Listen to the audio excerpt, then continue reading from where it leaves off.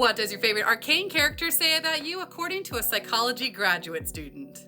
I usually like to respond to your comments so everyone knows that they're seen and where to go, but TikTok's not letting us do that for some reason, so I hope the right people find this video. What Arcane does exceptionally well is that it makes really multi-dimensional characters. This goes for good guys and especially for the bad guys. And I think that there is perhaps no more complicated, well-written villain than Singed. If this mad scientist is your favorite character, it tells me some pretty distinct things about you. Namely, it could be that you're just a huge fan of League of Legends and you know that he's one of the first, if not the first champion ever created, and he's also responsible for so many things in the game and in the show. Pretty much everything can center back to Singed in some way, whether that's creating Shimmer, whether that's creating, Warwick, or anything that he has done. He is responsible for most everything that happens in this world. He's got his fingers in something. So you could just be a person who really appreciates a well-written villain. You are the kind of person who loves Disney villains. You love people that are like evil for the sake of being evil, but more so if they have a reason for being evil. But you're also kind of getting tired of that. You kind of just want someone to be bad for the sake of being bad and having no redemption story. For some of you. The other half of that really want a redemption story, specifically from a character like Singed, because you can understand why he did the things that he did. You thought he was cool, you were kind of on board with him, and then the daughter came into it and you went, oh, okay, now you hurt my feelings. Now I'm bound to this character and this is going to be my personality. I get that. You are not a person who leads from the front. Can you? Yes. Do you want to be? No. You do not want that extra work. Does it mean that you're not intelligent? Does it mean that you're not strong? Absolutely not. You're actually probably one of the best minds in your friend group, but you don't want to do the work because you are tired. Because having that much thought, that much process, everything that goes into it, it's a lot easier to have someone else do it for you. You are most likely the middle child. I would say so. Now, you could be eldest, youngest. That's not a hard rule, but you kind of give middle child vibes where you're used to being looked over. You're used to people not expecting a lot out of you and yet simultaneously expecting much, but you made it so that was your power. Because if no one's paying attention to you, no one's going to see the mischief you're getting into. But that's the crux, isn't it? No one is paying attention to you. And that has become your norm from a very young age. Whether you were passed up by your classmates, by your siblings, by people who were considered better than you, even though you were probably smarter than them, or you saw things they didn't see, you were so used to having your ideas passed over for the next person. And it has translated from school into your work life, into your personal life. It is very difficult for you to say what it is that you want, to express your emotions, to express your ideas on things. And you have learned that instead of competing with all the very loud extroverts around you, you're just gonna get quiet and you're gonna wait and watch and see what happens. And man, do you love to say, I told you so. There are some people who are like, oh, I hate to say it. You are not one of those people. You will say, I told you. I told you this was going to happen. I told you that person was shady. I told you that person was going to hurt you. You have no problem being in that position. And despite the joy you get out of saying I told you so, there's some pain with that too. To have you be so observant, so careful, so calculated, to have such good ideas and to not have people give you the credit that you deserve, that really hurts, doesn't it? How much would it have meant to you to have your parents or a teacher or your boss or someone say, I saw what you did and I'm really impressed. Tell me more. That is the thing that someone can say to you that just touches you deep down inside.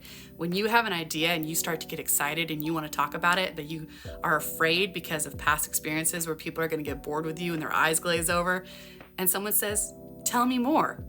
Or when you're in a group and people are talking and you want to say something and you either can't get the word out or people talk over you, having that one person look at you and say, I'm listening.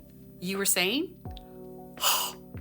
That's your best friend in the world, because you are so used to being looked over, to not being valued, and to not being the person that you know you can be and what you deserve to be. My question for you, my darling, have you accepted that that's just going to be your lot in life? Or do you really, really want to be a person that other people look at, value, trust, and listen to? How badly do you want someone just to listen to you? There are also those who love Singed because of the daddy-daughter relationship that's going on. Man, does Arcane love daddy issues. Like, they found their niche and they're like, this is it. This is how we're gonna hurt people. This is how we're gonna keep them watching. And it works. You saw the love that Singed has for his daughter and the realization that everything that he does is to try and bring her back. And the fact that he reads to her and he still loves her. You love seeing hardened villains have that soft spot because you want to be that soft spot. You want to be the person that the bad guy, the villain, says, I'll burn the world for everyone else, but I will take care of you. They are that kind of relationship that is so valuable to you, either because you have never experienced it yourself or because you have somebody in your life that you love so much that you would give the world for.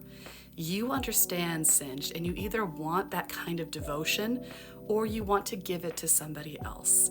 We've run into that in some of the other videos, like with Jinx and Silco, with Vi and Vander. They really like to play on the father-daughter dynamic. And that is a huge wound that is in a lot of people. They've also got the mommy issues down, but over and over again, we have this mentality of there is no greater undoing than a daughter.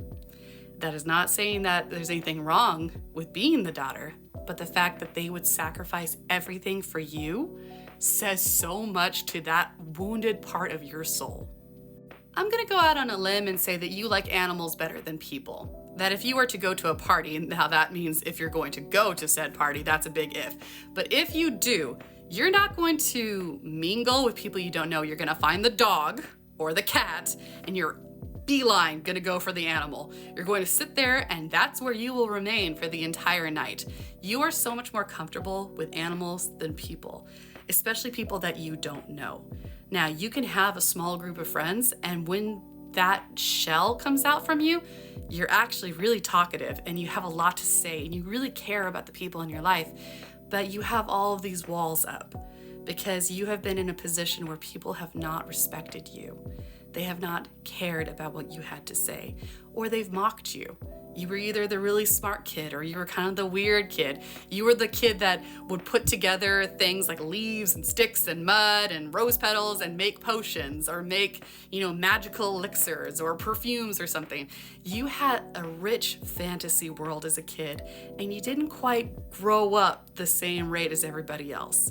You still have that desire to create, to communicate, to make things happen. But people made you feel like that wasn't okay to do. You weren't accepted because you needed to grow up. That wasn't mature of you. And now if you find people, whether that's in your D&D group, whether that's in role-playing, whether that's in gaming, you find people who are your tribe, your community, those who love fantasy the way that you do, those who want to hear your ideas, especially when it comes to a game where you have to put things together, like Resident Evil, where you have to build things and fuse things. You love that so much. And I love that about you. I love that you put things together and that you get so excited about things. I want to hear about every single thing that you are doing because I value your voice. You matter. You are safe, you are loved, you are wanted. And I'll see you in the next part. Stay classy, my darlings.